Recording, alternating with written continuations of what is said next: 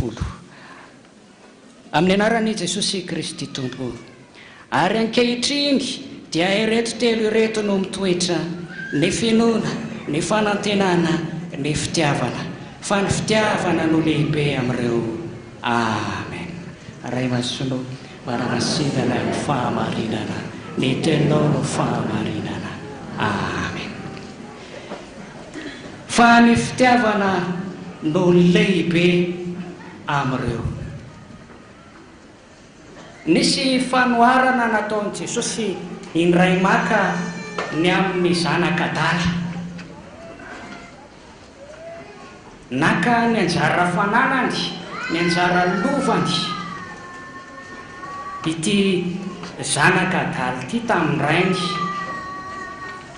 Ka rehefa voavory daholo ny azy rehetra izay tokony ho anjarany dia lasa izy.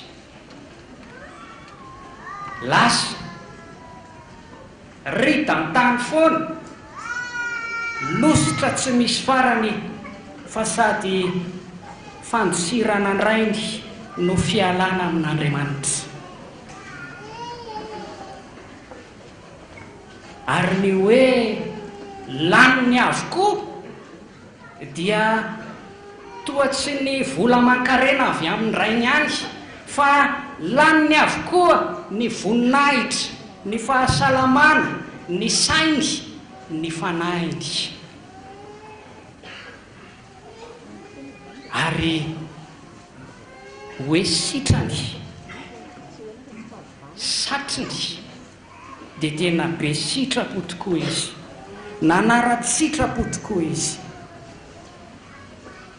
Nameny kibony anefa, dia nameny kibony tamin'ny ireo anjara fananan'ireo, fa nameny kibony koa noho ny avy eo tamin'ny izay zavatra ratsy samihafa. Ilay hany-pitoloty eo ambony latabatra nivadika ho voalefoka sy voatsiafakomby izay samy voankazo fihinan'ny kisoa. Ilay vary amin'ny ronono tondrahana tantely nivadika ho akomby fihinan'ny kisoa, satria tevana lalina ny kibonona ka tsy mifidy izay arabaka.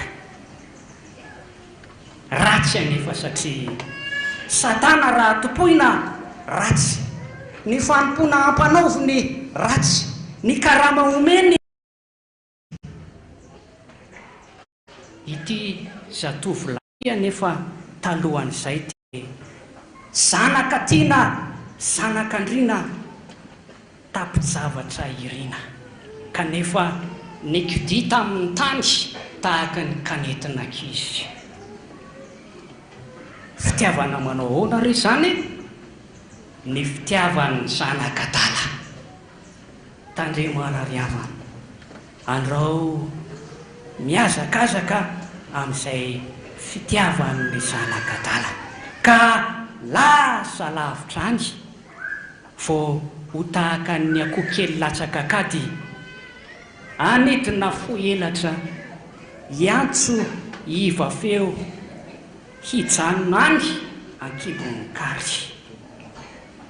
Fa hafa noho izany ny havatsika rehetra any rehetra any, izay tsy mahalala hoe very rehefa tsy mahalala an'Andriamanitra sy Jesosy Kristy Tompo, ary tsy manan-kevitra ny hovonjena raha teo. Jereo ange ity tamin'ny tafika masina anisan'ny voalohany nataon'ny teratany malagasy,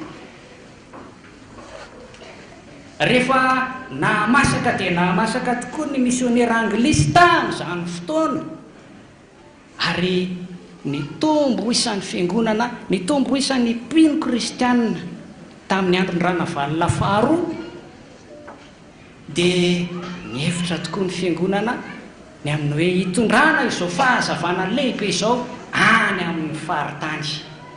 Ka dia masaka fa ny roalahy tamin'izany no alefa voalohany tany amin'ny faritany bara dia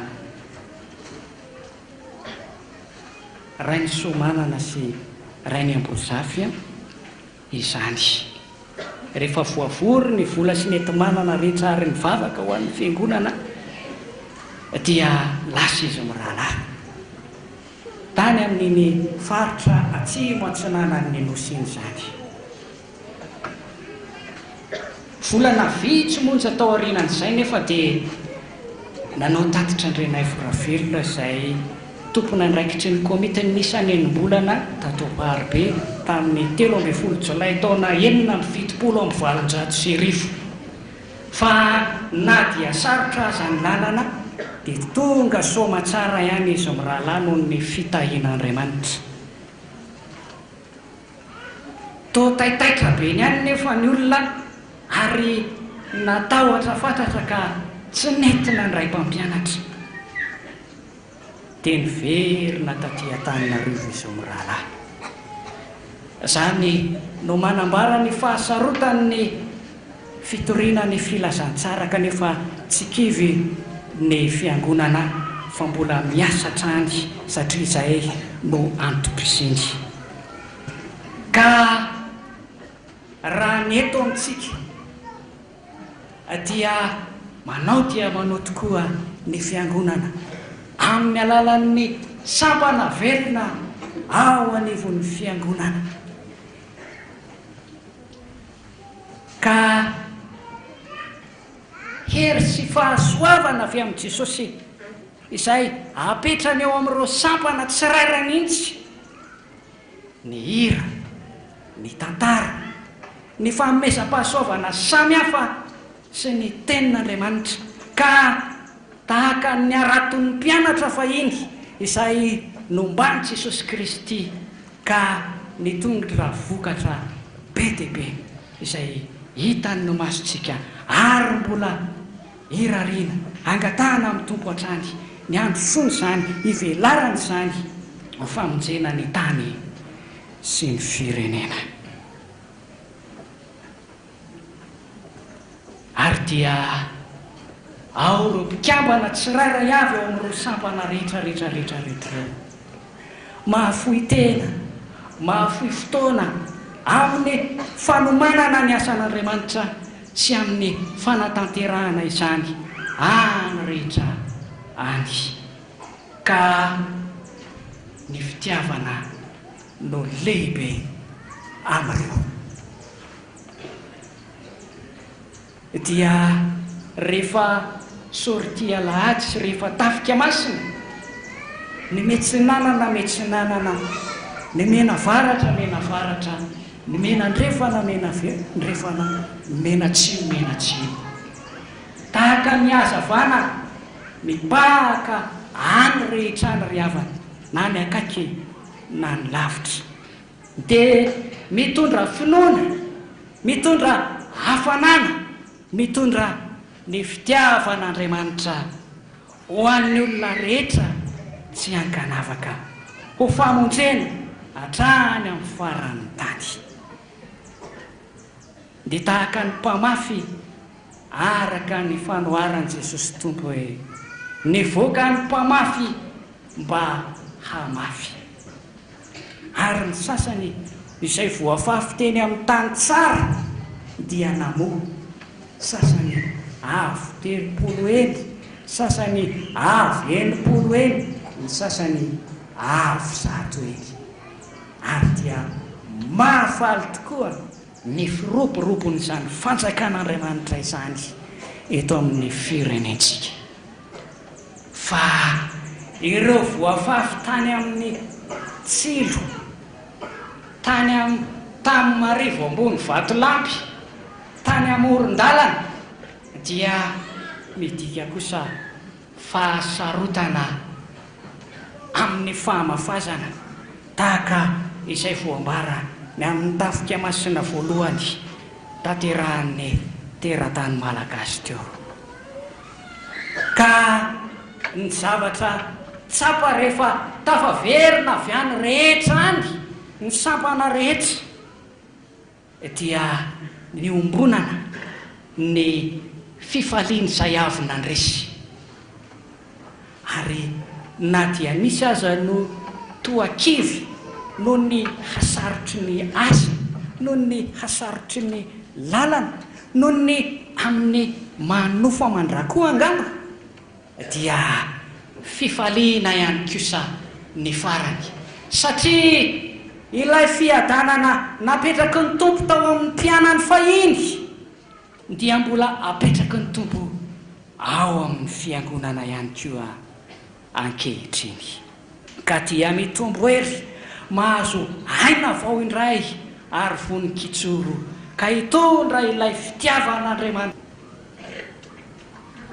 Ny tenin'Andriamanitra raha teo dia aina ho antsika, fahasalamana ho antsika, ary mampitombo antsika hatrany. Araka ny tenin'ny Lotera hoe ao amin'izay misy ny tenin'Andriamanitra no misy ny fiangonan'Andriamanitra ihany koa.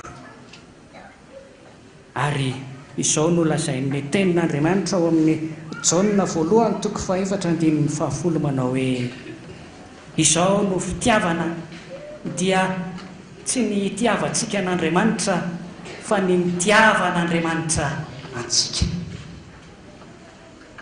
Mahavita inona tokoa moa tsika ny amin'izay hoe fitiavana an'Andriamanitra?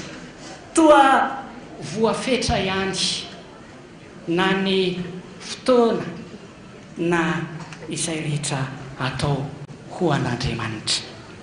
Fa ny an'Andriamanitra kosa mandra-pahaantitra reo, za no mikarakara anareo hoy izy.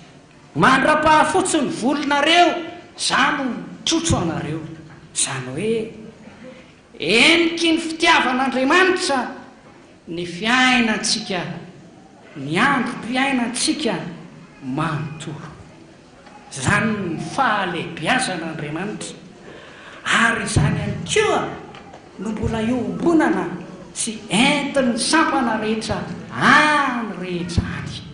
Ka na dia samy manana ny hirany aza, manana ny tantara izay entiny, araka fanomezam-pahasoavana rehetra nomeny ny tompo azy, dia misy zavatra iray iombonana, dia Jesosy Kristy tompo, ilay finotsika, ary ilay fanantenana tsy azo osongosonina ao amin'ny fiangonany masina, ary ny fitiavana izay lehibe indrindra. Ka iombonana ny afatra hoe ny fitiavana tsara indrindra, fitiavana tsy novidiana, dia ny tiavan'Andriamanitra tompon'ny tany sy izao rehetra izao, fa nomeny ny zanaka tiana hitondra ny ota efa vita. Ny mino rehetra dia tsy mba ho very, fa ho velona mandrakizay. Ho velona mandrakizay. Koa handroso hatrany ny fanjakan'Andriamanitra. Fa ny sampana nefa dia tsy mahaleo tena, ary tsy afaka mandeha irery satria zanaky ny fiangonana izy. Ny fiangonana no mihay azy ara-bola, ara-pitaizana sy fampahirezana araka ny soratra masina. Ka raha ny fiangonana no miteny hoe okaloha, dia mametsaka ny zanany rehetra. Confinement. Fa raha ny fiangonana no mampahery ka miteny hoe mitsangana, mijoroa, mandehana ka mahireza, manohana ara-bola, ara-bavaka, ara-pitaizana araka izay sitrapon'Andriamanitra, dia mijoro ny sampana rehetra, ary milanja sy manofahofa ny fanevan'ny fitiavan'Andriamanitra ho tazan'ny firenena, ho famonjena ny olona rehetra araka ny tenin'izy Jesosy Kristy tompo hoe izao no sitrapon'ny ray dia ny azon'izay rehetra mijery ny zanaka ka mino azy fiainana mandrakizay. Koa ny mpanjakan'ny fiadanana ny sy ny firenena. Ho amintsika rehetra ny fiadanan'ny Tompo. Ho an'Andriamanitra irery ny voninahitra.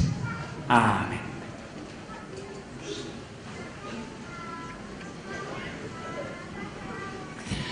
Isaorantsika ny mpanompon'Andriamanitra nampita ny hafatra tamintsika tsiray avy a. Isaorana ihany koa Jesosy izay nametraka ny teny tao ambavany zany ray aman-dreny zany nampita tamintsika ny hafatr'Andriamanitra ary mifeny zany rehetra zany dia ny fitiavana satria araka ny voalaza teo dia ny fitiavana no lehibe amin'ireo ary zay andry zay indrindra ihany koa no foto-kevitra zay banjiny ny firaisan-sampana amin'ity andro androany. Mila fitiavana avy amintsika tsiray avy, mila fitiavana avy aminao ny sampana rehetra mba anohanana azy ao anatin'ny vavaka, ao anatin'ny asa izay tanterana amin'ny asa fanompoana rehetra izay nametrahan'ny Tompo azy ireo.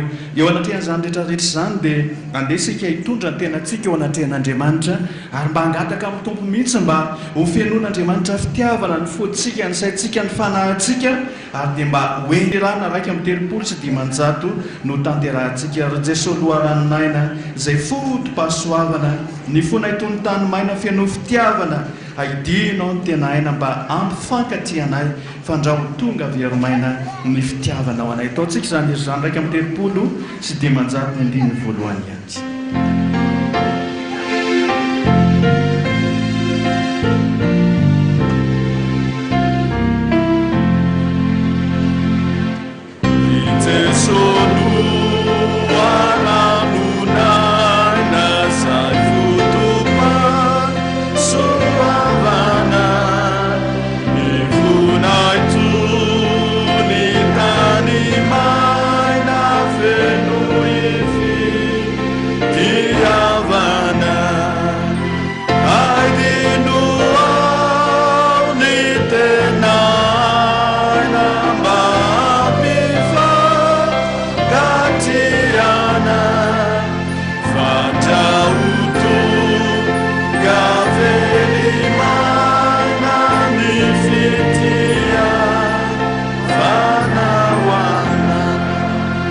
Sangana ivavaka isika. Isaoranay ianao Jesosy Kristy tomponay sy mpanjakanay. Alay Jesosy fitiavana nanolotra ny ahy teo amin'ny hazo fijaliana mba ho famonjena zao tontolo zao.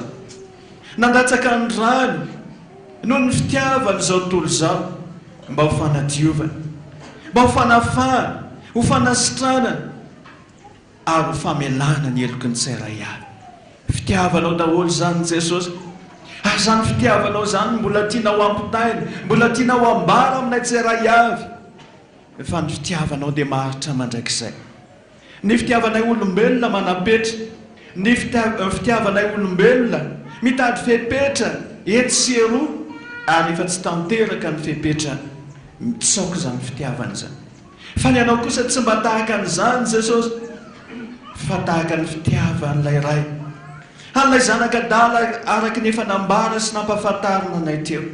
Fa na dia efa niodina niala teo amin'indray ny aza ilay zanakadala, nandeha tany amin'ny filana maro tany amin'izao tontolo zao, nandeha fa tsy nitahiry fahatezerana, na nitahiry lolo-po taminy indray fa rehefa niverina ka nahatsiaro dia nanolotra fitiavana be dehibe an'ilay zany, namina azy, nandray azy, nanome azy ny akanjo tsara, na nisy kapa amin'ny tonga, na nisy peratra ny tanana. Fitiavana daholo zany rehetrarehetra zany ka namaina, na masiso, na efa ratsy aza tsy voatositosika fa voaraiso aman-tsara hoe eo amin'ny lapan'ny voninahitra ny ray. Tahaka an'izany koa ianao Jesosy aminay tsirairay avy tahaka an'izao. Mihoatra lavitra noho ilay zanakadalany ny zavatra efa nataonay, na dia nanehoanao fitiavana aza ka nanoloranao ny tenanao teo amin'ny hazo fijaliana mba ho famonjenanay tsirairay avy. Mbola mini mialy eo anatrehanao, mbola mini mandika ny didinao ary mbola mandeha mihitsy araka mihevitra ny tenanay ho mahavita, mihevitra ny tenanay ho tanteraka ka tsy te hiankina aminao. Fa rehefa voadona, rehefa mahatsiaro fahoriana ny amin'ny fahotana rehetra, any amin'ny faharatsiana rehetra le anay ihany dia miazakazo mitahiry fahatezerana mandrakariva ihany koa fa Andriamanitra manindra fo sy miantra ary Andriamanitra manantsotra ny tanany mandrakariva ka miteny manao hoe izay rehetra manatona tsy mba ho lavika mihitsy dia anehoana ho fitiavana ny tsirairay avy ka raha tongetry izay Jesosy androany manatena indray mihinanao anay indray ka anadiovanao anay amin'ny alalan-dranao anananay antoka ny amin'izany famelan-keloka izany ka iantoka amin'ny mpifaliana iaino amin'ny mpifaliana eo anatrehanao indray izay satria ilay Andriamanitra fitiavana ny mandray anay ilay Jesosy fitiavana indray ny mbola iantoka ny hoavinay rehetra ka anadio anay ho afaka amin'ny faharatsinay sy ny fahalotonay rehetra izany mifalianay androany izany miravoravoanay androany tahaka n'ilay ray sy ilay zanaka rehefa niona tamin'izany fotoana izany ka mitenenan'ilay ray nanao hoe ity zanako ity efa velo fa hita indray ary efa maty fa velona indray dia mba ho tahaka n'izany koa ny fiaonantsika eto androany Jesosy hifamihana aminao izay Jesosy ary hiara-paly aminao izay ka iombonanay izany amin'ilay firana nataon'i Davida manao hoe sambatra ny olona izay voavelany sy voasary ny fanahiny. Amen. Mino an'Andriamanitra ray tsy tompanao ny lanitra sy ny tany ary mino an Jesosy Kristy zanan'ilay tokana tombontsika izay nitorotoroana tamin'ny fanahy masina nateraka Maria Virtsiny nitsara napaka potipla nombona tamin'ny azy fijaliana matika nareva nidina tany amin'ny fiainantsika nitsangana tamin'ny maty tamin'ny andro fahatelo niakatra ho any an-danitra etra fikavanan'Andriamanitra ray tsy toa avy any viny tsara ny velona sy ny maty mino ny fanahy masina fiangonana masina manerana izao tontolo izao fiomona ny olona masina ny famelan-kelo fitsangana ny tena maty ary ny fiainana mandrakizay. Amen. Ny firana telopolo sy dimanjato eo akaiky ihany tanterahantsika fitiavana rano velona loharano lalina ka miafina ao anatiny ny fiainan-danitra dia ny voalohany isy le andininy fahatelo fitiavana didy tokana.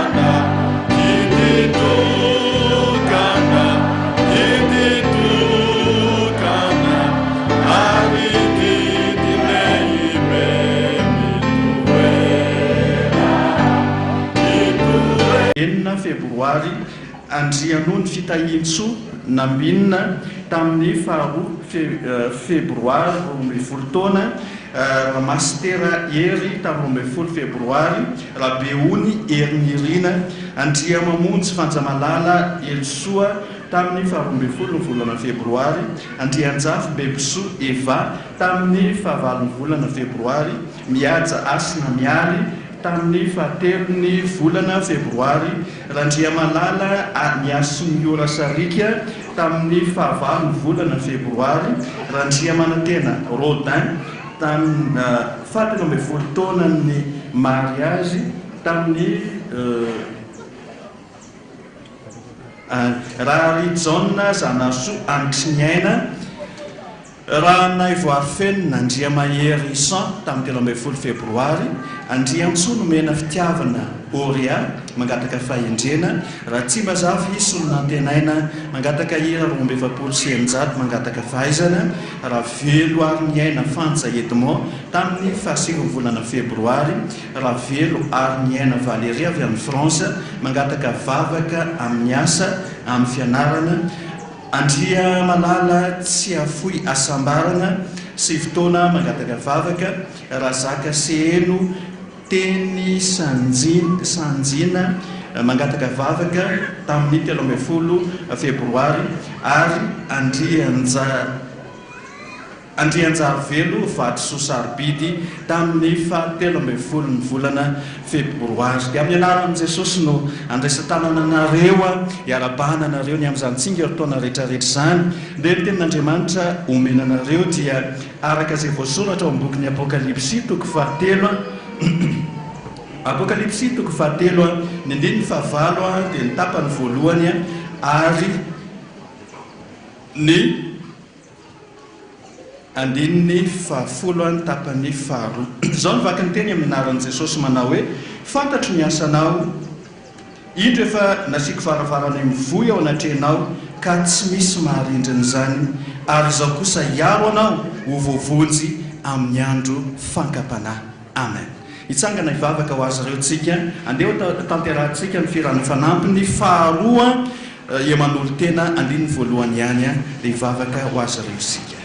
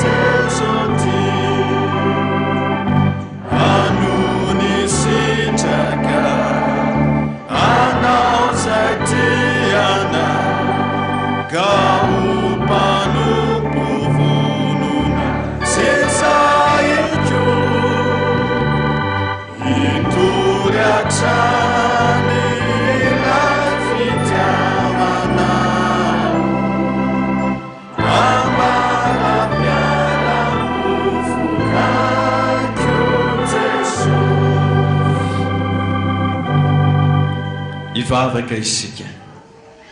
Izany tonkira izany no iombonana rehetrarehetra eto anatrehanao Jesosy, miaraka amin'ireto mpanomponao izay feno fifaliana ny amin'ny tsingeritaona, manolotra fanampim-pisaorana eto anatrehanao, fanoloran-tena ho anao, fanoloran-tena anao ny sitrakao, anao ny asanao.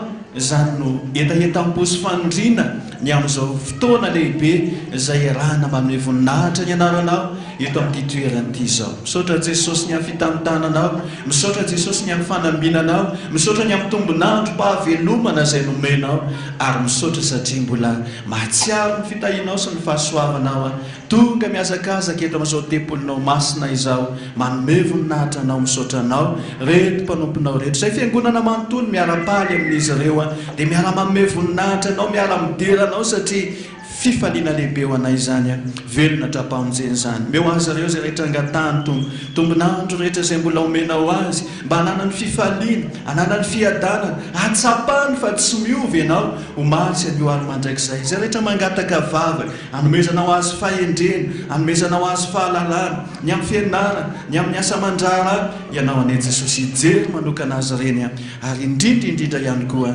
tsy izy ihany fa miaraka amin'ny ankohona ny araka ny teninao, fa raha mino ianao dia hovonjeny ianao sy ny ankonanao. Izany rehetrarehetra izany no ifaliana ay Jesosy ka ahafantaranay mihitsy fa mbola mamaly vavaka mandrakariva ianao, ampy ny tsirona ihany koa Jesosy ho vavolombelonao amin'ny asa tsara rehetra izay nitantananao sy nivombinanao ary nanehonao ny voninahitra ao taminay tsy ara-avy. Dia misaotra indrindra Jesosy anao ny tera, anao ny anja, anao ny voninahitra mandrakizay. Amen. Mazo toerana sika tompoko dia mangataka rehetrany ny tompon'andraikitra avy ao amin'ny saha hitondra ny vatsim-panahy ho an'ny ankizy madinika rehetra. Misaotra tompoko.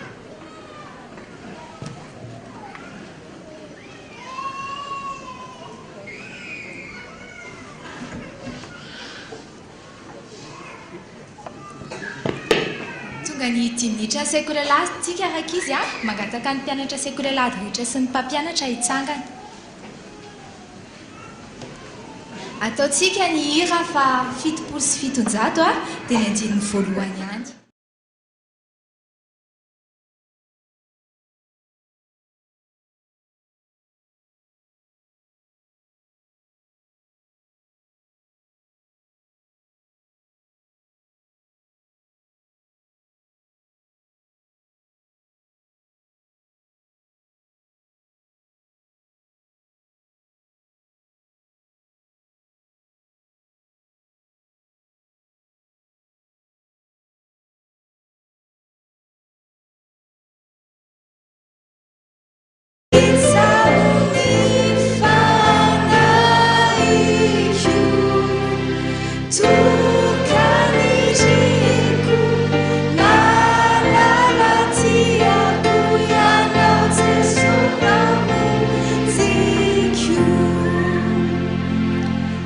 mipetraka isika misaotra betsaka anao izay Jesosy tompo tianay satria mbola nomenao an'izao fotoana izao indray ahafahanay maka ny afatra vaninao. Ta io izay Jesosy ho mpiain'ny mpankatoa fa tsy mpiain'ny mpanadiny. Feno ny fanahinao masina izahay ary ny fonay dia angatahanay ho tany lonaka ny hin'ny teninao. Amin'ny anaranao Jesosy nanaovanay izany vavaka izany. Misaotra Jesosy io. Amen. Afaka mipetraka isika. Ny ten'Andriamanitra angalantsika afatra androany raika izy dia ao amin'ny boky Isaia mpaminany. Isaia toko faha-efatra amby dimampolo dia ny andiny faha-efatra dia ny tapany voalohany ihany. Isaia toko faha-efatra amby dimampolo dia ny andiny faha-efatra tapany voalohany ihany.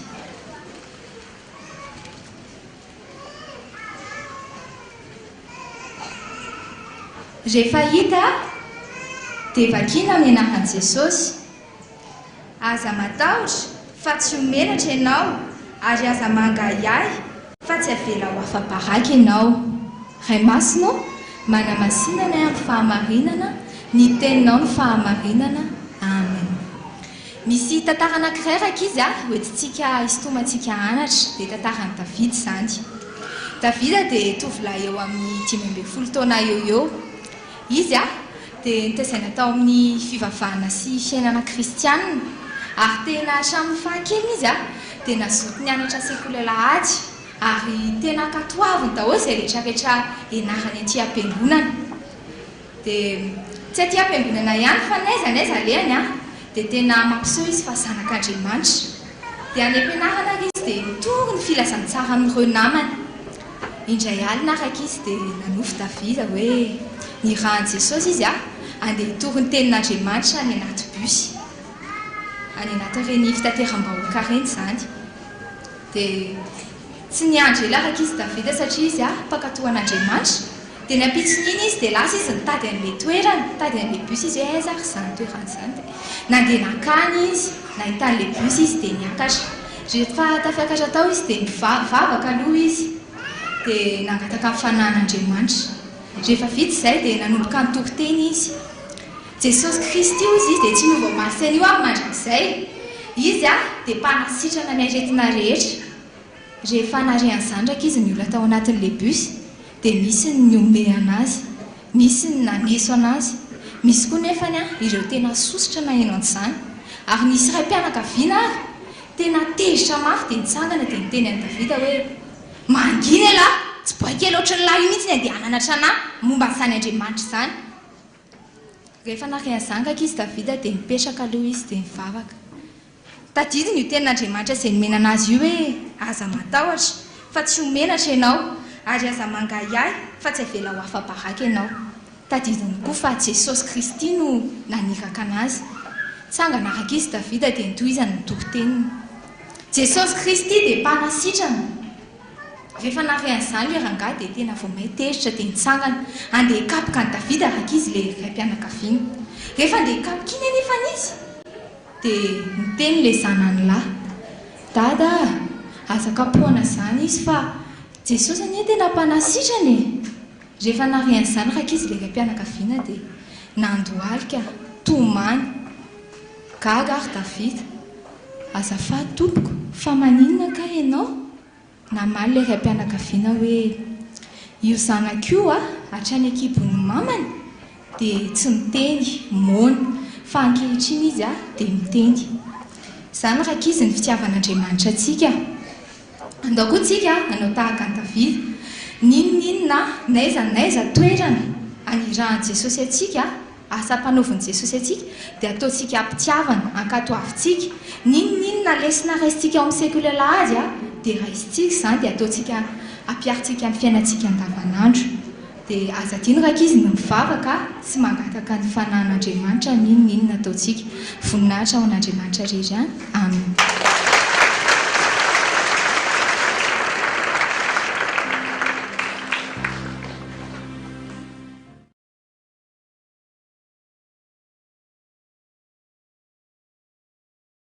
Ran'Andriamanitra salama soa matsara tamin'ny mpitiavana eona amin'andriamanitra hombe voninahitra zany andranitra tompontsika zany voninahitra ny an'andriamanitra rery any alleluia masina masina masina jehovah tompony maro rehetra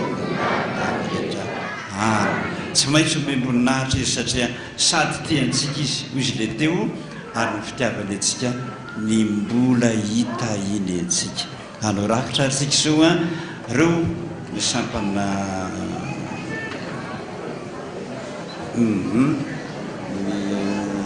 efisady ny tompony vokatra androany zany efisady zany dia firaisany sampana rehetrarehetrarehetra tokony ho daholo izy rehetrarehetrarehetrarehetra satria izy mendraikitra an'izany fandaminana sampana rehetra zany na amin'inona na amin'inona na amin'inona ary mbola nangina ary mpakatia ary mirahina ny sampana tranozoka dia anampy asika amin'ny alanany vokatra ny kitapo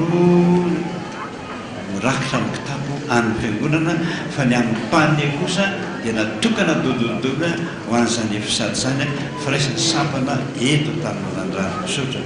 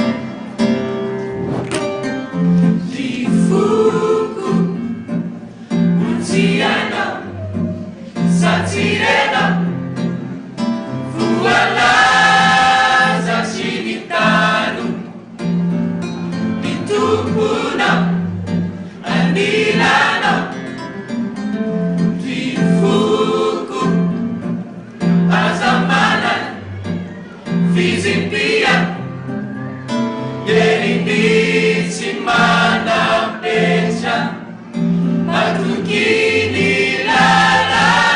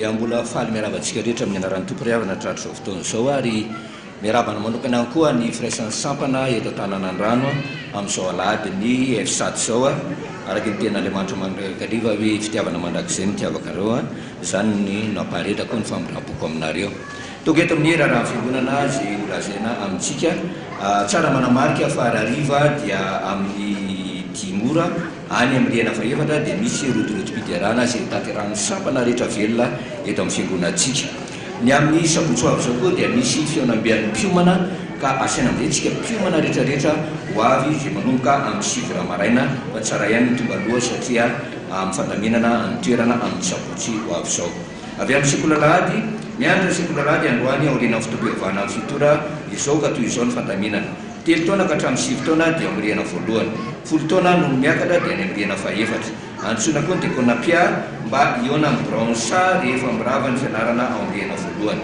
ny assemblée générale isika amin'ny alahady fa 1 febroary izao aorian'ny fampianarana tenue beige avy amin'ny gaetam misokatra ny fanavaozana fisoratana anarana ho an'ny mpikambana taloha sy ny fandraisana mpikambana vaovao efa mpandray nakatekomenina izany dia mifarana ny 1 martsa 1 sorarivo avy zao ny toeram-pivirina dia ao amin'ny rihana faharoa manomboka amin'ny ora sasany tolakandro ho an'ireo mpikambana teo aloha ka tsy nahavita ny fanavaozana fisoratana anarana ao anatin'ireo fotoana voalaza ireo dia iverina toy ny manala ny tenany tsy mpikambana intsony ho an'Andriamanitra rerany ny voninahitra avy amin'ny sapana fanantenana ilazana isika dia koa nampian'ny sapana fanantenana isika ray mandeha ny mpikambana fa isy ny fivirina iarahana amin'ny rao fikambanana ny alahady 1 febroary izao ny fotoana dia anomboka amin'ny 3 ora tolakandro aorian'ny rihana fahatelo sarla 307 zava-dehibe ny diniana ka manantena ny fahatokavantsika rehetra manona ny fiainanan'i Jesosy Kristy ho amintsika tsirairay avy ilazana isika mpiany fa isy ny asa sy fampiarezana ho an'ireo zanakitsika katekomenina ny asabotsy fa 20 volana febroary 20 sy 20 ho avy zao ny fanomanam-panahy ny mpiandry dia atomboka amin'ny 2 latsaka faefany ao amin'ny rihana voalohany ary ny asa sy fampiarezana dia atomboka amin'ny 2 ora sy faefany koa dia tongava maro satria efa vita ny fanatitra dia ndotra fanatitra isika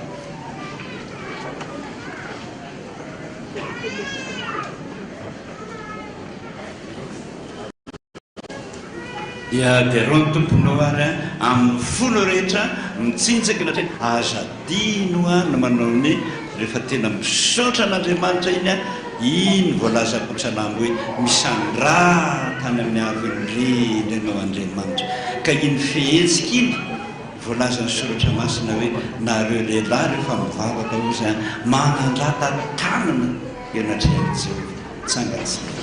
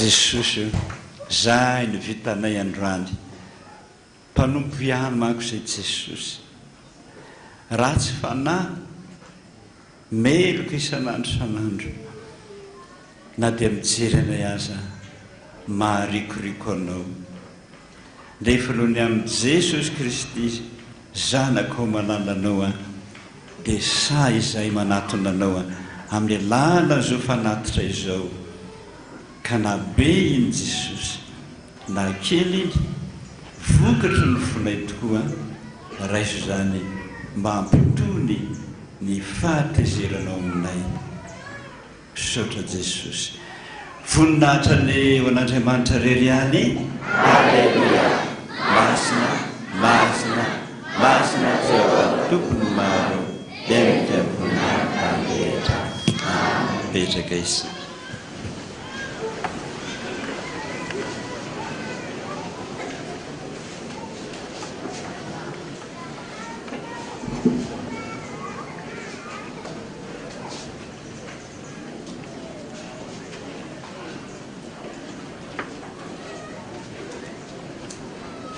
avy amin'ny fikamanana mpiara-mamaky amin'ny baiboly faly miarabanareo amin'ny anaran'i Jesosy Kristy Tompo. Tia ampiasanao ny Tompo Jesosy dia ianao ilay nividiny lafo tamin'ny rany mba ho iraka hitony ny filazantsara ka hamonjena ireo tsy malalo. Manomana fanofanana fitoriana filazantsara ny sambana fitoriana filazantsara eto amin'ny fikamanana mpiara-mamaky amin'ny baiboly FMMB ka toy izao ny andinindininy fotoana voalohany volana mars ka hatramin'ny 5 volana mars 2024 ny ora amin'ny 7 ora sy 5 ka hatramin'ny 12 ora ary 1 ora ka hatramin'ny 1 ora sasany. Toerana foibe ny FMMB ao a Totobatona Taninarenina sarany 9 Israel ariary. Ireo lohahevitra anofanana iraka lehibe lalam-pamonjena fitoriana amin'ny ankizy fitoriana amin'ny tanora fanomanana hetsika fitoriana filazantsara fampiarana fomba fitoriana filazantsara misaotra sady atsika rehetra manoana ny andro sy ny tompo sy ny fitiavantsika ny namantsika mba hihavanana amin'Andriamanitra tompony eo mba antsika mandakarivo. Filazana fanamadina Andriamatoa Fauvin Filemon Mivady Ramatoa Fauvin Toko Arivola Andriamatoa Rakoto Arsan Andria Silofo Olivier Ramatoa Ravelo Arso Monique Ramatoa Ramino Arso Angela Ramatoa Randria Nasolo Jean-Jacques Mivady ankilany dia fanamatramampandehantsika fanamasina fanabadiny zanany Ranjala Fauvin Christian Tahina John sy Rakoto Arsan Andria Tahina Virniana Doris. Izany dia ho tanterahana eto amin'ny fiangonantsika ny sabotsy 20 febroary 2024 amin'ny 2 ora atoandro. Ramatoa Razanakoto Jeannette Ramatoa Ratoandro Arsoa Joely Andriamatoa Rakoto Arsan Riviniana Tsirimanana Ramatoa Hermene Brigitte Joelso Rondriniana Andany Andriamatoa Rakoto Tafara Hermampiona Ramatoa Ramamonjy Arso Helena Brigitte ankilany dia fanamampanetsika fanamasina fanambadiny zafy ny zanany raha Jona Tantily Antoniana sy Rakoto Tafara Arsoa Sandratra Diadema izay atao ny sabotsy 17 febroary 2024 eto amin'ny fiangonantsika amin'ny 1 ora atoandro. Andriamatoa Rambomanana Honoré Ramatoa Rasoa Zanamanana Volomena Andany Andriamatoa Razakanoro Paul Andriamatoa Randrianjaka Tahotra Pera Josefa Ramatoa Noro Angelina Farahanta ankilany dia fanamampandehantsika fanamasina fanabadiny zafy ny zanany Rambony Manana Jona Finatra sy fanantenantsoa Kolona Gloria izay tanterahana eto amin'ny fiangonantsika ny alakamisy 15 febroary 2024 amin'ny 7 ora maraina. Ramatoa Railianolo Miriam Andriamatoa Ramarsandra Zatana Davida Ramatoa Razaframanana Marie Matilda Andany Andriamatoa Randrianoavy Rakotomely Ramatoa Ralimanana Marie Andriamatoa Randriamana Mianta Sylvain Ramatoa Raivomanana Celestine ankilany dia fanamampanetsika fanamasina fanambadiny zafy ny zanany Ramarsandratana Andrinirina sy Andria Fitiavana sy Naso izay atao eto amin'ny fiangonantsika ny sabotsy 9 martsa 2024 amin'ny 2 ora atoandro. Raha misy mahita ny tsy mamety ny tokony hamasina ny ray amin'ny fanambadiny ireo daokizy anglaza ny ray aman-dreny mpitandrina. Filazana manjo amin'ny finoana sy fanantenana fitsakana tena maty mila zainay aminareo fidony mandry malalanay Rasoanaivo ary mamonjy Alain tamin'ny teo amin'ny fahaenina amin'ny 20 taona ny Tampomoro tamin'ny 9 febroary 2024 ho ny vadiny Rasoanaivo ny voanitra sy ny zanany fianakaviana manontolo. Ny fanaminana momba ny fandevenana moa dia ampitaina manaraka ihany. Amin'ny finoana sy fanantenana fitsakana tena maty no nampanela sy ny anareo fidimandry ny reninay renibinay avy malalanay Rartso Marta rehefa nivahiny 7 taona teto an-tany hono zanany dimianadaza sy no tena ny pasteur Rasambelson Andrianirina Alain Zeno sy ny fianakaviana manontolo ny nofiny dia nalatao anaky trano fonenany cité agricole Nansana numéro 25 tamin'ny alahady androany alatsany 7 febroary 2024 ary hoentina mesaboninahitra n'Andriamanitra amin'ny hevitsika ema masina tena ilafy alohan'ny ametrahany any nofiny amin'ny fahasanazany ao amin'ny lafy amin'ny finoana sy fanantenana fitsakana tena maty nampirenesana ianareo fa niavaka lalanay Léon Baoly Bakoly mpiandro promotion mpanangana ny rava FPVM Vatolando famonjena edefa Boissy Saint-Léger France dia natsononay ody any aminy tamin'ny alatsinainy 20 febroary 2024 tao Risy Orangeville France rehefa nampindraminy anay nandritry ny 5 taona teto an-tany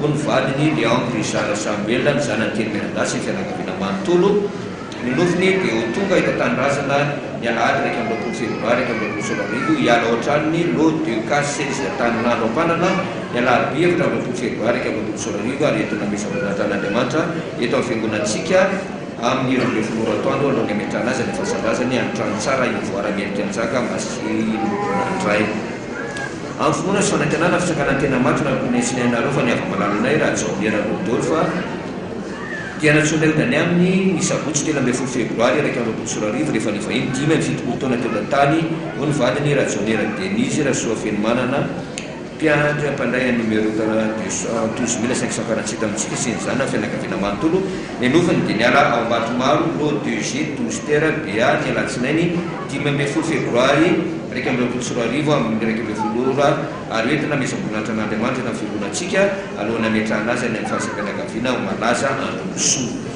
taratasy fisaorana raha matoa raha soary manana mirina sy ny zanany ary ny fianakaviana manontolo dia maneho fisaorana mitafitafanareo rehetra ny tontolo nampahery sy nitondra vavaka ao anay tamin'ny nandaozany malalanay raha jary manana Victor Roland ny sabotsy 13 janoary teo misaotra ny FPVM Folo be ny Chapelle Internationale Tsingazaza FPVM ny FPVM Moiso Fiorenana ny FPVM Soavo Masoandro ny promotion Fanasina ny promotion Papita ny promotion Fiasan'Andriamanitra ny komite fananganany tranodadana ireo namana tsy nafoy tao amin'ny SLKT ireo namana tsy nafoy rehetra Jesosy Kristy tompony amaly fidianareo rehetra misaotra tompo taratasy fisaoranay kotia Andriamantora Jonary Velony Sara Vady sy ny fianakaviana manontolo dia maneho fisaorana feno ho antsika mpitandrina sy mitondra ambavaka sy nampahery azy ireo nonony na moizany rainy Rasolonjatovo Jean Andriamanitra manankarepasoavana ny amalifity ho antsika rehetra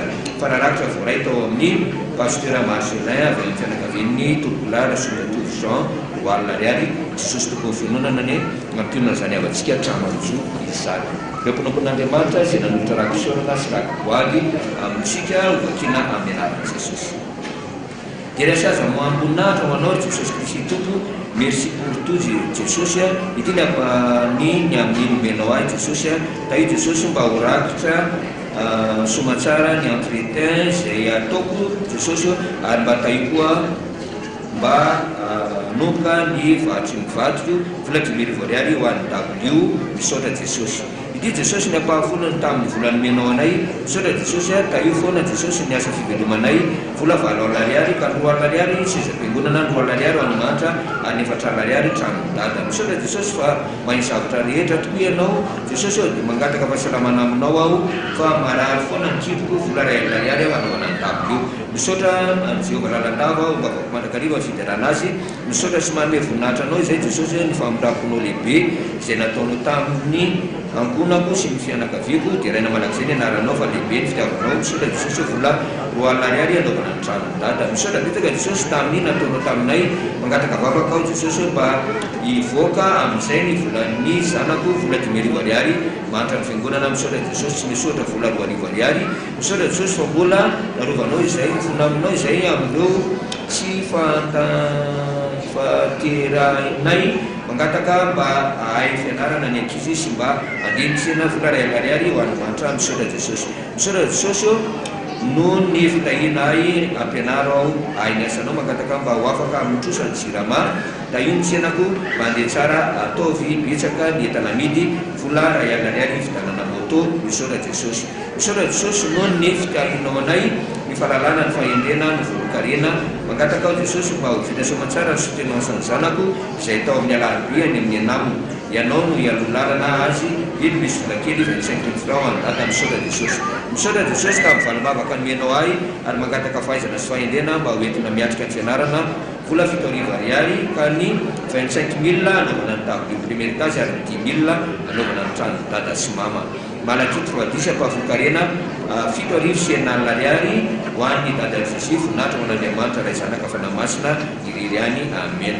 Misaoranao a Jesosy noho ny fanehonao ny voninahitra tamiko tsy mamela irery ianao ary tsy mampitafy henatra ary manoloana ny fahavalo kokoa misaotra tompo iny manotra vola 2 hetsy ariary ho an'ny W amen. Misaotra Jesosy tamin'ny nanasitrananao ay tamin'ny aretina vola 5 ariary amin'ny W premier étage nofo tia efa lasany amin'ny dada vola 2 ariary nofo tia efa lasany amin'ny dada vola 2 ariary voninahitra ho an'Andriamanitra misaotra Jesosy misolo rehetra vitanao taminay ity vola kely apahary tamin'ny karamako anaovana ny asanao misaotra Jesosy amena vola 2 ariary.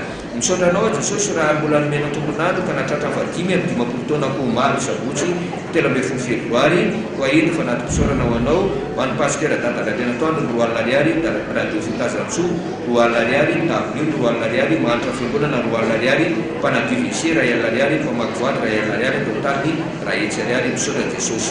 Salamo fa 7 ny volosy faharoa apahafolony vatrany febroary 150 000 francs mangataka nira raika amin'ny 700 amin'ny FFPM. Fa ny fahasoavanao Jesosy Kristino natoy izao anay misaotra Jesosy fa nitahinao izay tamin'ny herinandro iny dia nomenao alahady tsara misaotra Jesosy nandalo ady arabola aho Jesosy ka mba mamelay panota aho atotranao ny fiainako rehetra ny taranaka nomenao ay ny asa fivelomako sy izay rehetra fantatro fa mahasoa ay misaotra Jesosy amena vola 10 ariary ho an'ny dada RCC apahafolokarena ho an'ny Jehova anaovana ny trano dada RCC 10 ariary W 3 ariary tonian'ny fiangonana 2 ariary totaly 1 hetsy ariary mangataka fahasalamana ho an'ny rian'ny misaotra Jesosy amena. Misaotra Jesosy no fitiavanao anay isanandro indro Jesosy manolotra ny voady ho anao dia mbatahio mpanomponao vola 2 ariary nofo tia efa lasany dada vola 2 ariary. Misaotra Jesosy fa sitranao ka indro ny voady nomeko anao 10 ariary any ampahafolony tany karamako tamin'ny karamako 10 ariary ny fitambarany Royal ariary.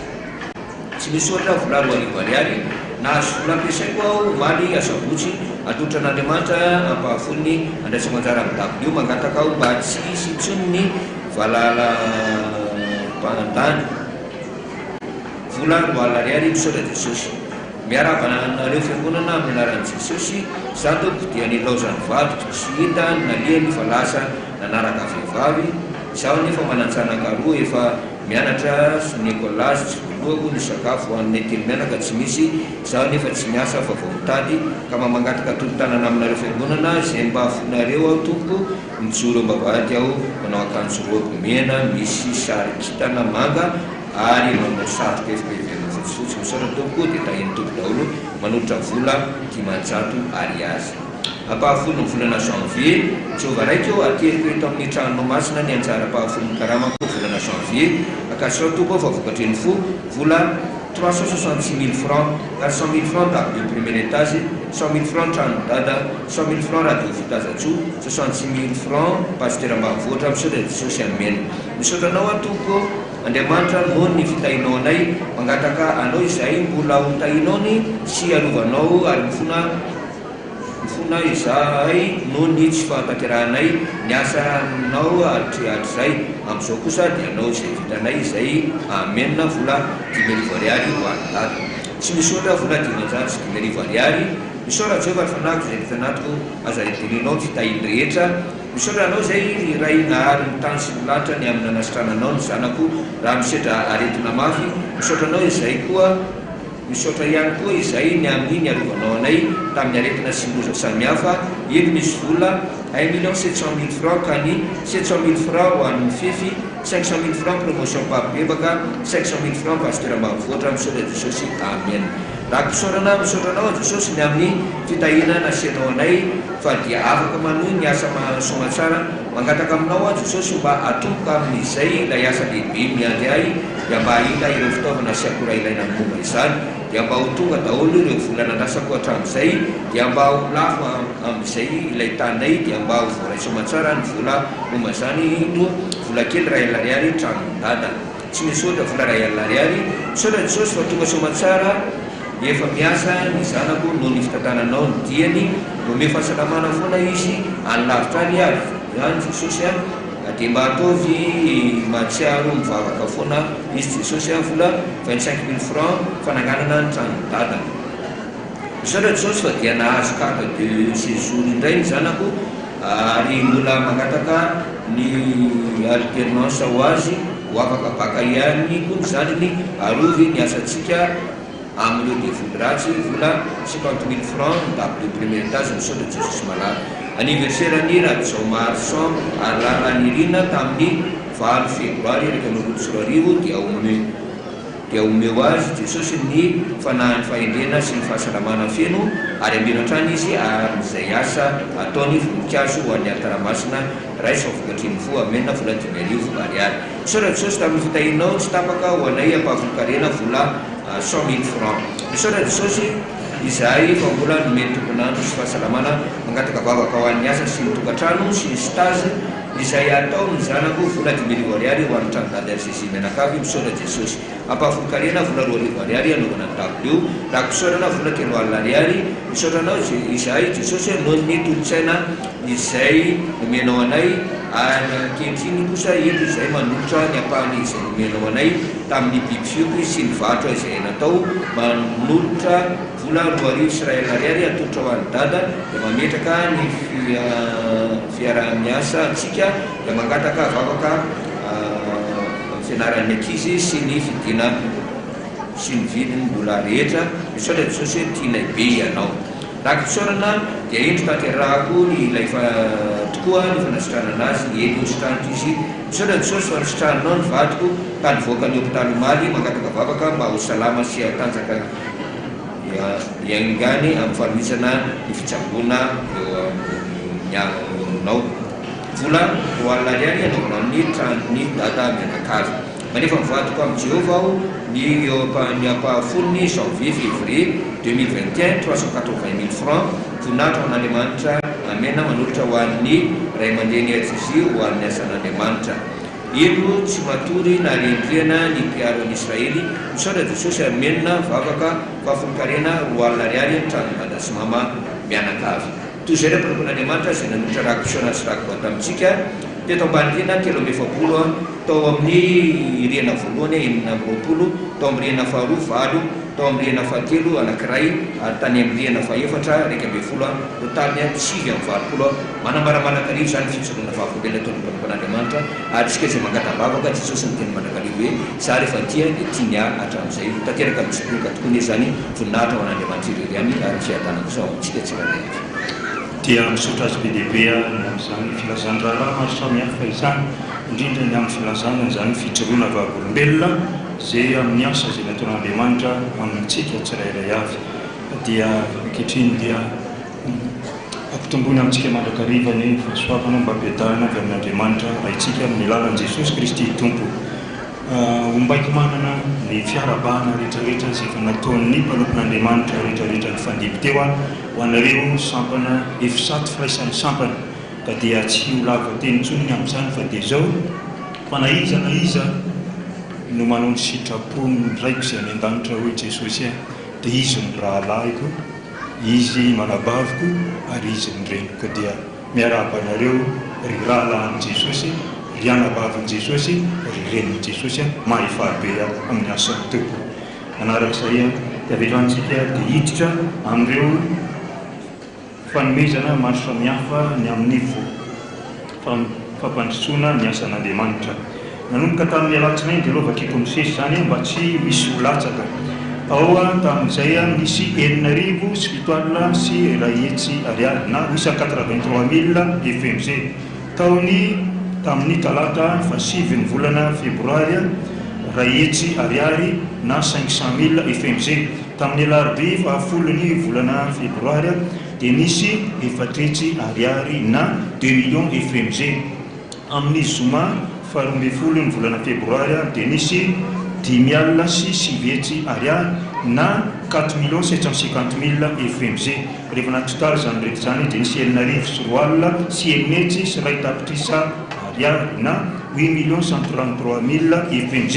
Izay mitsinjara toy izao zany rehetrarehetra ny rakitra procession 50e amin'ny data mianakavy dia nisy 1 383 000 FMG. Ho an'ny moto ho an'ny présidence synodale dia nisy 2 millions FMG. Ho an'ny ezaka W dia nisy 4 750 000 FMG araky izay totaly izay efa nambara rehetrarehetra teo. Dia ho an'ny tsangambato natokana ho an'ny dada sy mama mianakavy nivoady tamin'ny alahady fa 7 ny volana febroary tamin'ny 7 ora tamin'ny 10 ora ary tamin'ny 2 ora sasany dia nisy 4 878 000 FMG. Ary voangana tao amin'ny pasteur Marcelin dia nisy 1 383 000 FMG. Rehefa natotaly no an'ny tsangambaton'ny dada sy mama mianakavy dia nisy 6 261 000 FMG. Dia misaotra an'Andriamanitra itsika ny amin'izany rehetrarehetra zany ary dia misaotra antsika vahoakan'Andriamanitra ny amin'ny ezaka izay tanterahantsika amin'ny mahakasika izany asa lehibe izay fanakin'Andriamanitra amintsika fiangonana. Manarak'izay dia napita hafatra ny komiteny 50e fa efa misy be any mandehandeha any, efa misy be any mahakasika ny amin'ilay déjeuner concert izay ataontsika atao amin'ny 4e étage amin'ny 20 mars ho avy zao.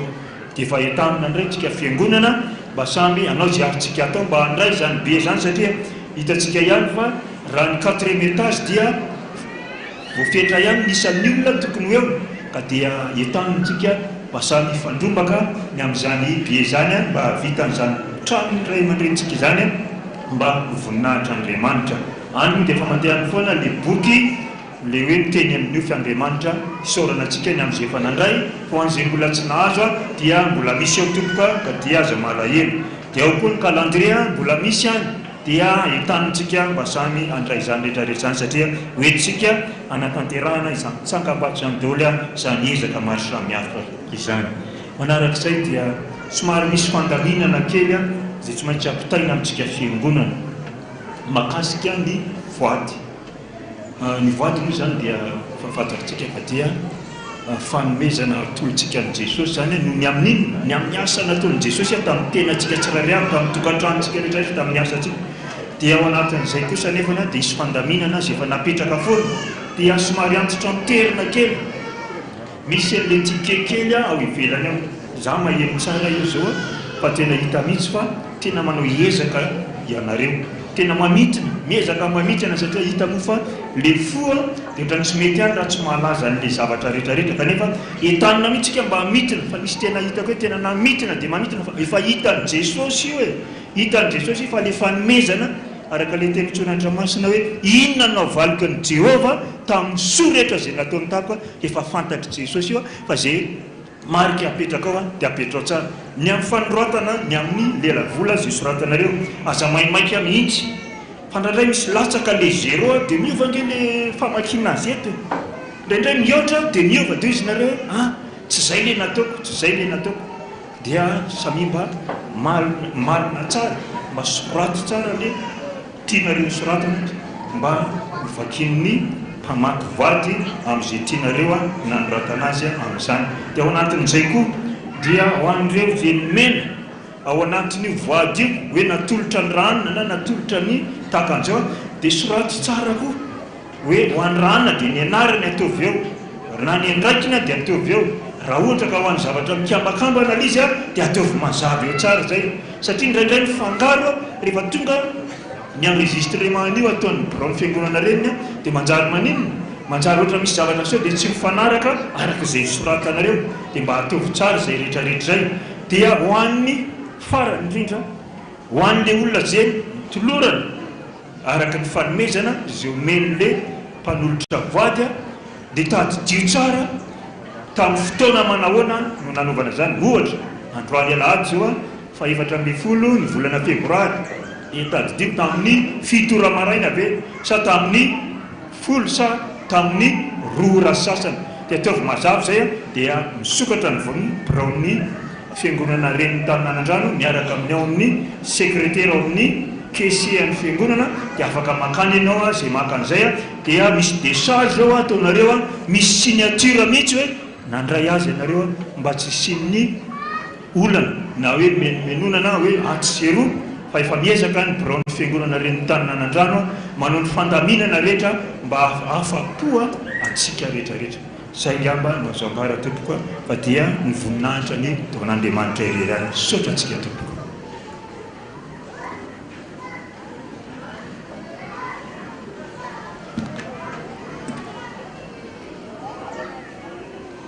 Eny tompoko araka ny fomba moa dia milaza an'ireto avoady reto tsara ihany mampahafantatra antsika fa isaky ny azo ma zany dia miteny momba fanazavana ny nofy ao amin'ny radio amin'ny 7 ora alina ka dia mitombo be zany satria misy fiangonana hafa tsy mino antsika dia be zany taratasy zany dia zay mba efa voalaza eto dia tsy lazaina any amin'ny radio intsony.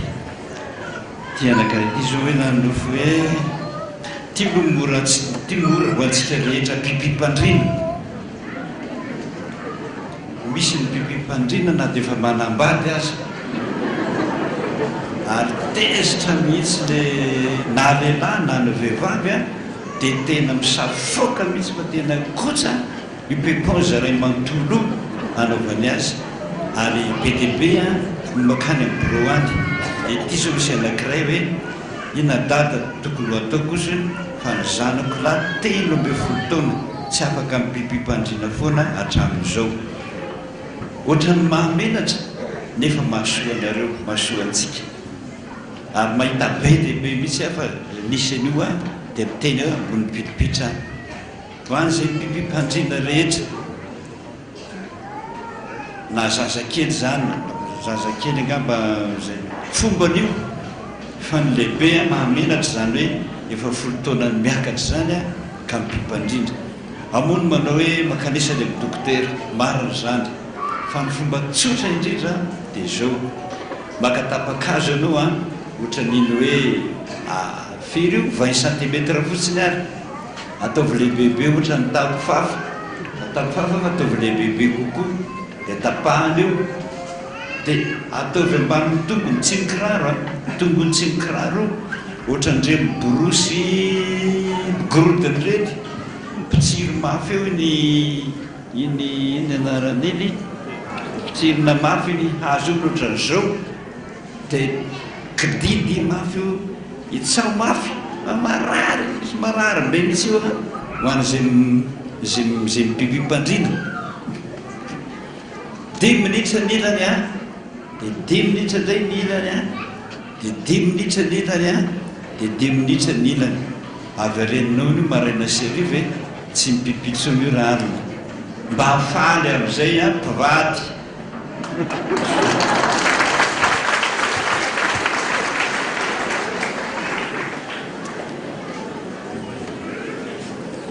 Nano fiadada hoe vidy kopy hony aho 5 000 ariary rehefa sifra ho dia inona firana 500 dia milaza hoe mamely mafy dia volo sopatra ametra tanana raha mahita 500 000 mihitsy na 5 rehefa hoe 5 dia 0000 esany anao zay fa dirany dia voly no vidina dia nomeko an'ilay mpivarotra ny 20 000 francs dia namerenany 100 000 ariary.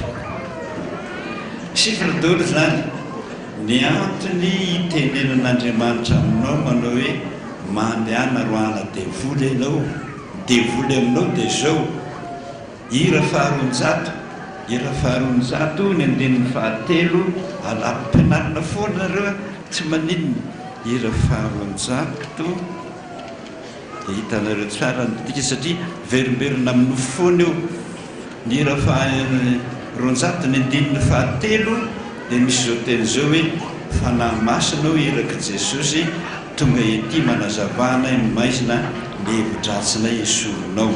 Manana hevi-dratsy ianao, tenen'Andriamanitra anao, misy devoly tafiditra aminao izay mitondra hevi-dratsy ianao. Ho an'ny mpiandry rehetrarehetra izay nanao fampiarabana tao maro dia hita mihitsy fa amin'ny tenantsika olombelona dia misy karazana devoly karanoro mipetraka amin'ny toerantsika. Izay labe izay tsika dia naheno hoe roy karanoro atao hoe may nefa ny araka ny voalazany Andriana Tolova mbola ho averinety izy teny aingana be moa tsika dia mialatsiny ianao Andriana Tolova raha eo ianao teny aingana be izy dia tsy azoko tsara fa misy ony karazana devoly izay mipetraka anelanelany maso eo mahatonga anao kizitim-belona teny ratsy mamono mihitsy ao an-tranao eo zany no metratarana roana devoly miala ny kalanoro dia misy ony ambadiky ny sofina dia misy ony amin'ny aizava izy teo dia misy amin'ny vavy misy amin'ny lela amin'ny tenda ary mpangalatra vola mony eto amin'ny naty tsandretra kalanoro leny nampianatra azy zany 3 andro izy tany amin'ny kalanoro lingilingy ny tady mercure dia nentiny kalanoro naty lavaka nandritra ny 3 andro niady taminy tao dia inona marina ny tena secret anareo dia nylazay tao 3 andro zany reka tena be dehibe nylazay terangah io asianareo eto fotsiny eto amin'ny laty sandry eto rava daholo hatramin'ny fanananao fa tonga ny aminao zay mangalatra dia reveo zany manao hoe roana le devoly eto amin'ny laty sandry eto tao hoe may rehefa tsy hainao dia manatona mpiandry dia ianao izy io zany nidirany kalanoro le hoe manana hevi-dratsy tsy fantatry na ambony maso izy na izany misy an'izay ao no roana mifona amin'andriana ary averiko tsara fa zafady fa mijary miteningana ohatrandrangana amizay famataranandro mijary miteningana dia 500 zany 5,000 milaza hoe didiny Jesosy ianao roana devoly ny devoly eo aminao dia nira faharoanjato hoe ny hevi-dratsinao esory ohatra zao hoe ohatra moa zany hevi-dratsy zany hoe raha tsy avelan'ny dadanay sy mamanay azo hanambady an'ity dia atorany amin'ilay zazalahy taitra ireo rahanina mitady mena tsy mena varatra ary raha mahita ary eo fona aminao ohatra ny nandrokanao amaly zay tadiavin'le olona ohatra ny zany azaiko zany manana hevi-dratsy hoe azoko dadanay androany fitariko amin'ity azoko mamanay ataoko hoe bevoka dia ataony mariazinay zany atao hevi-dratsy zay hevi-dratsinao zay kosehina aloha zay nataon'Andriamanitra hoe mibeba ianao amin'ny hira 10,000 ariary azonao zany tonga dia nandroka devoly dia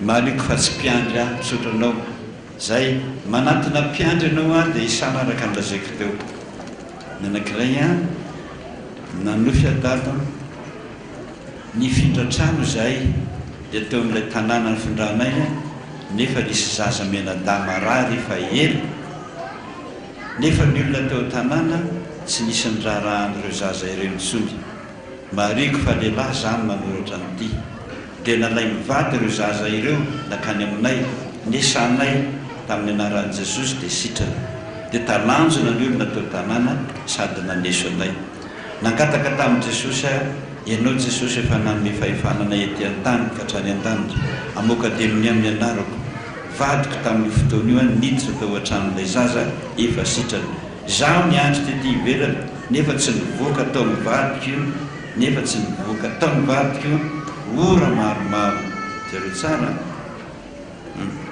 nisy ny azo zavy eo nanao hoe mbola misy marary ato hoe nojereko ny tao an-trano vehivavy miakanjo mainty daholy sy miositra zavatra mainty zany no tao an-trano vehivavy miakanjo mainty daholy sy mihosotra zavatra mainty. Ino zany dika zany? Mpamosavy zany. Ny vavaka mafy azady ny tomany ny sako tamin'ny anaran'i Jesosy izy ireo. Nisy anankiray nanora hoe io ny vadinao, jereo fa efa mitovy aminay. Ity vadiny ty ramaka ty zany a dia mpamosavy io ramatoa io e. Ianao no miteny zany fa sa manendriketrika ty nofo ty. Raha izay nofonao a dia io vadinao a dia mpamosavy. Ary izy mihitsy a no isan'ny mamosavy ao an-tanàna mahatonga an'ireny zaza ireny arary tahaka an'izao. Dia mivadinao a mamosavy a, ianao mamoaka devoly. Ka dia anjara anao tompoko a ny miteny amin'ny vadinao fa io vadinao io a dia tokony esana, tapahana ozina, ataovy manaiky mihitsy izy a. Bebaka mihitsy izy fa tena namosavy a, manitsapasana. Tandremo zay e, be itsika tsy itsika rehetrarehetra mpiangona teto amintsika vita mihitsy ny mariazy a, dia natory amin'ny alina maraina ny andro taitra rangahy. Ora matoty ahoana midara eto amin'ny tongotra fotaka fotsiny a, tongotra koa fotaka fotsiny. Dia taitra be le rangahy le raha matoa hoe ahoana tokoa moa zao? Mpamosavy ianao e, voakalitra ianao e. Tsy fantatro ka marina raha fantatro zany e. Nasindrangahy fenina ankikeliny, ankikeliny rangahy dia nifatorany amin'ny akanjo mandro ny ramatoa. Dia tsanga ny ramatoa amin'ny alina, taitra le rangahy satria voasarika le kofehy amin'ny tanany, tapahany engany. Iny le ramatoa fa nanana akanjo mandry boridana nisy menaka dia nivoaka dia narahako. Mialatsiny aminao raha mitantara zany. Narahako izy narahako foana ny andro alina be. Iny fa nandalo an'le lalana misy fotaka. Iny fa tonga eo pasana, efa bavy izy le ambony fasana mandihy. Dia iny fa niverina ny azakazaka no dia na sasako tsara ny tongotra dia niditra ao tao mpandrina. Iny izy fa niditra, aina io maniditra ano e. Iny izy fa niditra, tsy ny sasa tsy nanao ninona fa iny tongony maloto be iny a niditra anaty dara. Maraina ny andro, ahoana zao? Io hitanao zao fa nanitsapasana ianao. Tena tsy fantatro rangahy marina. Vao vita mariazy io marina raha fantatro, tena tsy fantatro izy. Za manaraka anao tany tamin'izao ory ianao narahako. Misy efa bavy nareo eny am-pasana. Vonjeo a ka marina raha fantatro zany e. Dia nivonjena dia nisana teto a dia misaotra an'Andriamanitra fa dia sitrana soamantsara mba hafaly le mpivady amin'izay, mba hafaly antsika zany misaotra Jesosy. Miteny a anjara anao tompom-bady teo zany no miteny hoe ianao tika ka tena olona mivoakalina. Tonga dia tsy mindrony amin'izay ampibebaka azy fa bedin'i Jesosy ianao a raha tsy bebahanao io olona io fa mpamoron'olona ao an-tanàna. Anankiray azafady mbola ampiana ihany e. Za dada nanonofo hoe nanao tablie na lycée hony a andeha hianatra. Tahaka izany foana eo anatin'ny nofo isanandro. Dia gaga hony aho hoe za andeha nianatra, za hony efa manambady. Ary matetika mihitsy manonofo mianatra tao amin'ny lycée ohatran'ireny folo ary manao anglais, manao matematika, manao histo géo. Mariko fa asako ivelomana natonako an' Jesosy fa tsy namaly ianao fa hoy ianao hoe na inona tsy manjary ny ataonao a fa notany eo alohan'i Jesosy. Zay izy zany na niteny tamiko hoe tsisy manjary zay ataoko dada. Dia zay hoe ninona ataonao dia tsy manjary fa notany eo alohan'i Jesosy. Dia ity zany mivalina io ale mianatra.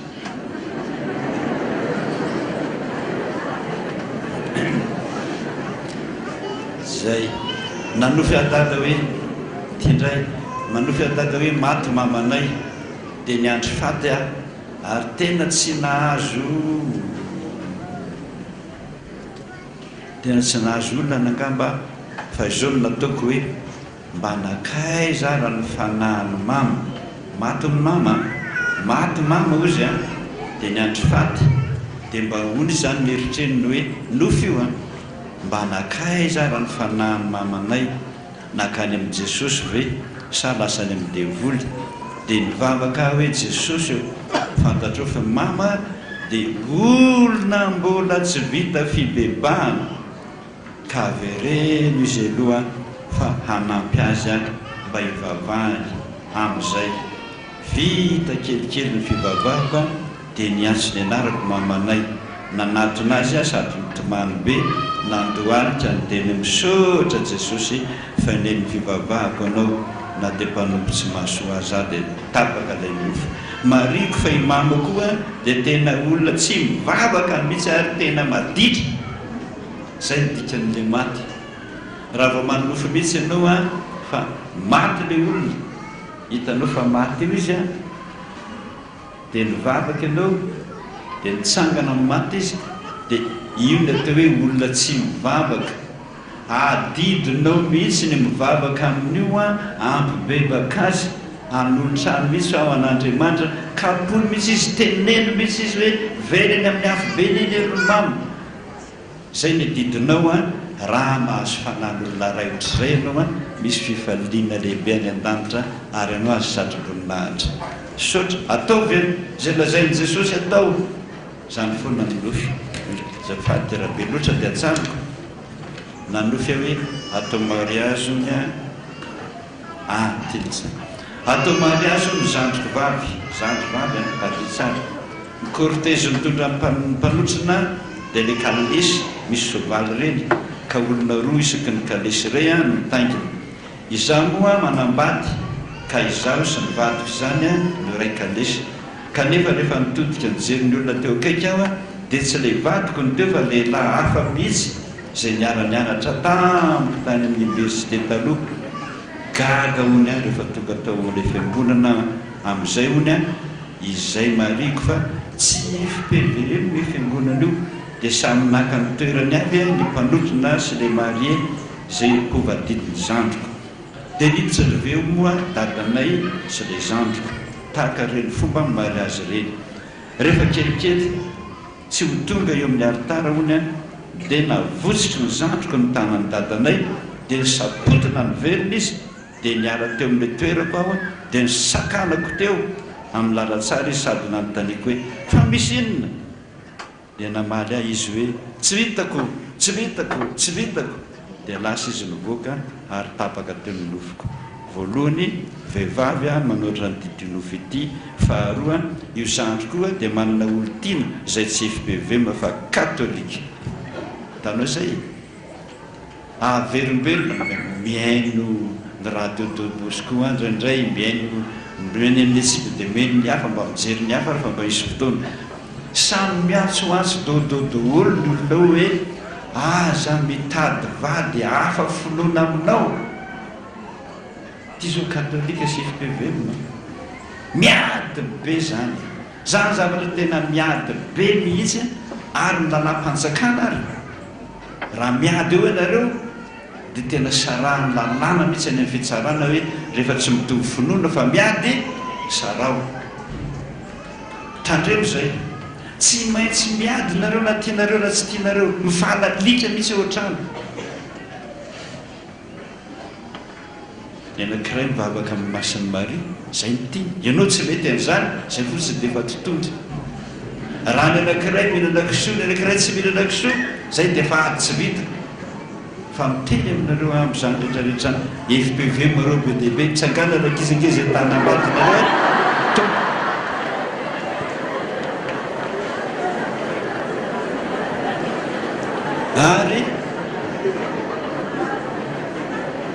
ary ianao tsara matozy miteny hoe tsy vitako dia misaotra anao azy zanako efa asehon'Andriamanitra anao no manohy ndanana soke fa tsy mety reo tsy mety miaraka zay dia mbo tahaka izany daholo zay maheno an'izany resaka izany dia nisy vitsika ony a tokony eran'ny tanana tao anaty boty fotsiny rakofako taitra aro dia nivavaka sady namafy rano amin'ilay tamin'ny rano Jesosy dia nitsangana miverina dia tsy nisy intsony vitsika. Raha ohatra izy vitsika eraky ny tanana fotsiny eo ambody fotsinao a dia kalanao izy zay mety tsara nakanao rano rehefa vita le nofy vita le nofy lasa ny vitsika vita ny nofy tsisy ninina ambody fotsy anaty ambody fotsy maka rano anao fa fahazo rano amin'izay ny anaran'ny rano Jesosy zay dia ampy pisotranao ho antsika rehetra tenenako izany fa anankiroa reto sisa hoe zapaserana ny nofy hoe miaraka amin'ny mpianakaviana rehetra nakany ambanivohitra tany ambanivohitra io nefa tsy tambanivohitra io fa ny amin'ny tambanivohitra hafa nakasary dia tontosy tatia miaraka zady dia mamanay tontonay dia miaraka nandeha dia naona tampoka tontonga dia naona tampoka tonton dia nahita trano tokana ny sainam-pirenena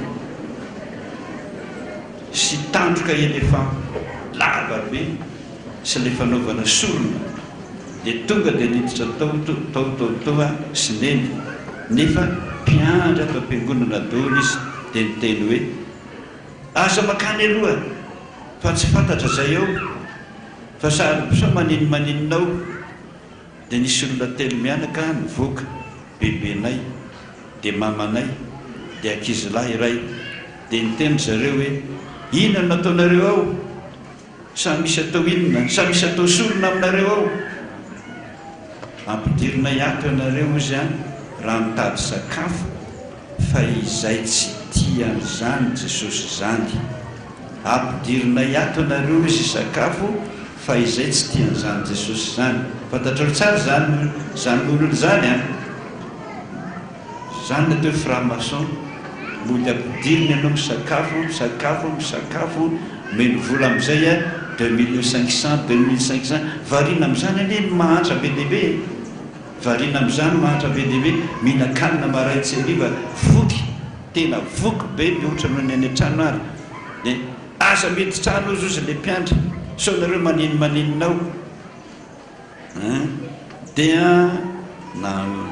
ozy le olona le hoe ampidirinay ataonareo raha mitsady sakafo fa izay izahay tsy tian'izany Jesosy nareo zany olona tsy mivavaka ireo zany atao franc-maçon dia nanaiky tompoko mamanay sy tontonay dia ndetitra tandremo satria mahita le vola sy le sakafo nareo dia miditra dia noho ny tonga teo dia olona be dehibe eo ambony fandriana sady feno raha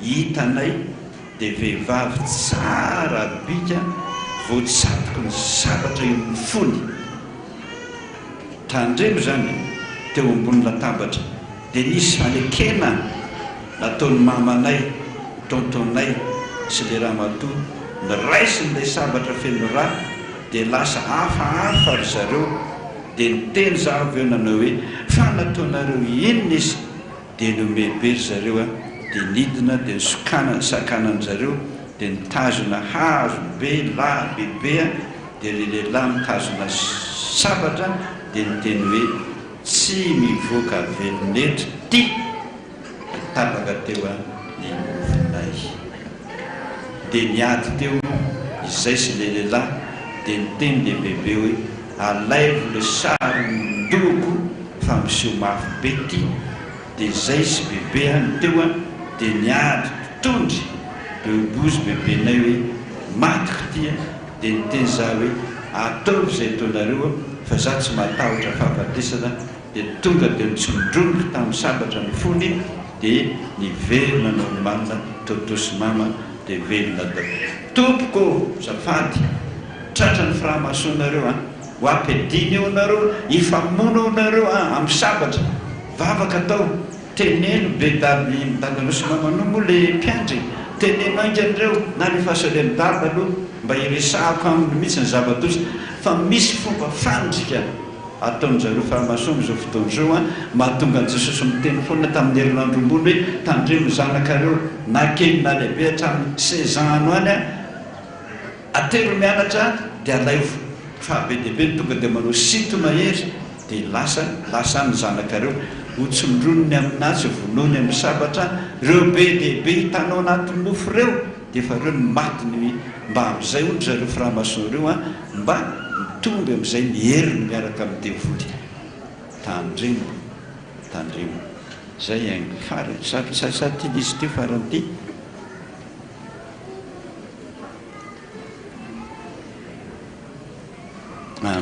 aok'izay zay ary to fa dia manotra zany ny saiko sy miloko mieritreritra zany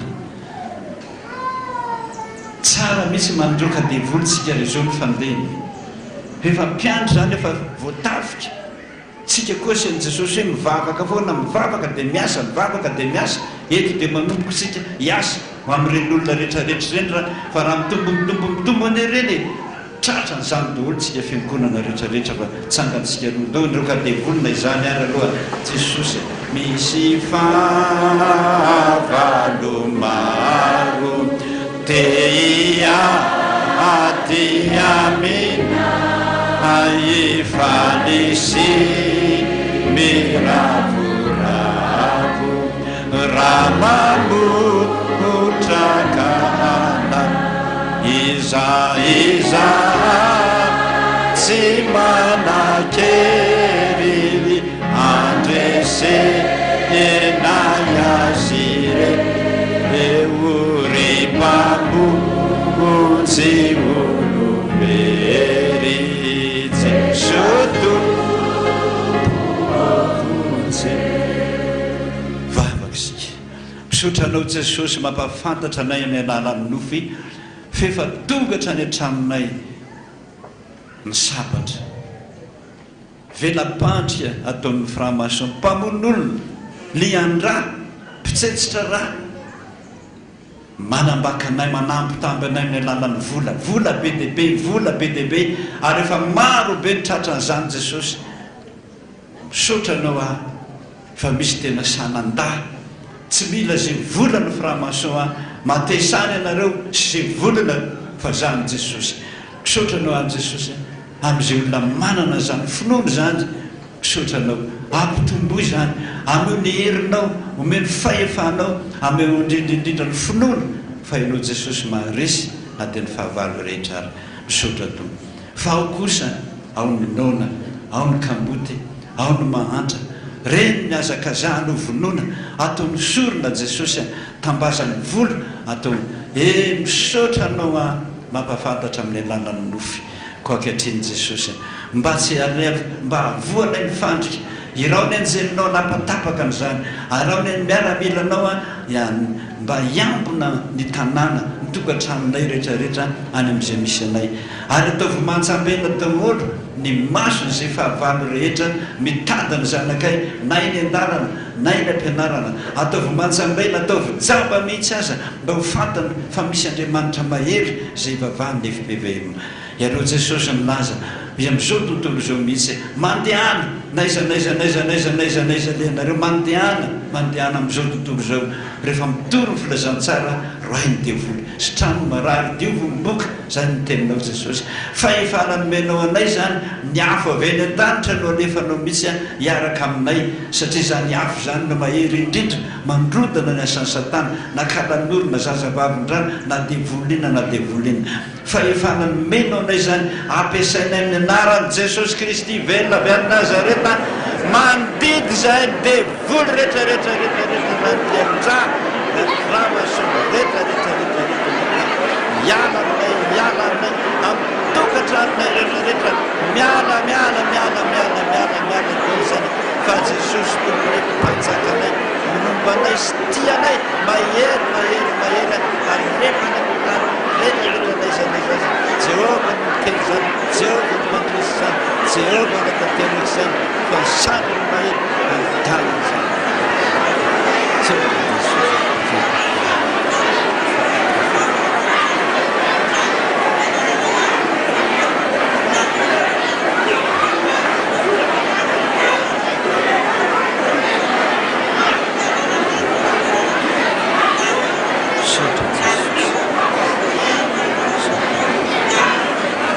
Shoot.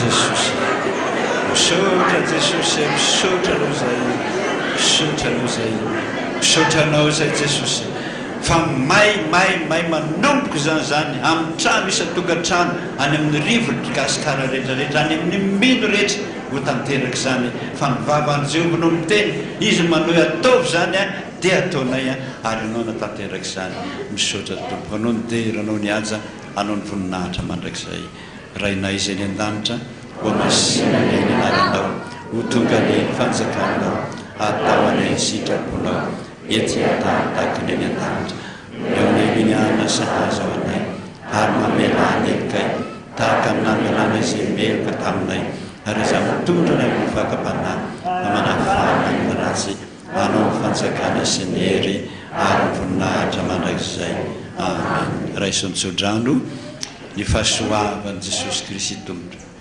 zay nilazay mandraka riva tamin'ny apôstôly Paoly hoe ampo anao anay ny fahasoavaka niza nanentsika azy tsy nahazo azy niza nitorabata azy namaty azy narinana anaty fako velona ihany zany fahasoavan'i Jesosy zany mbola omeny anareo foana aza matahotra aza merikerika sady momba anao aho Jehova tompony maro mbola hiaro anao any amin'izay alehanao rehetra saotra tompo anao nitery anao ny aja anao ny voninahitra mandrakizay amen. Isambatra Jesosy rehefa miaraka aminao.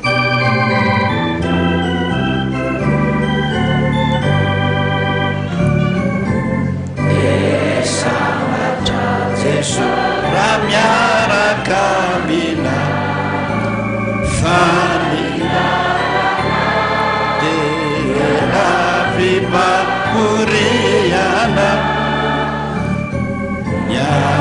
mabaho urini rauni tatahu ewani nanau jamut fitaiya tanua Jesusu ya nina ninila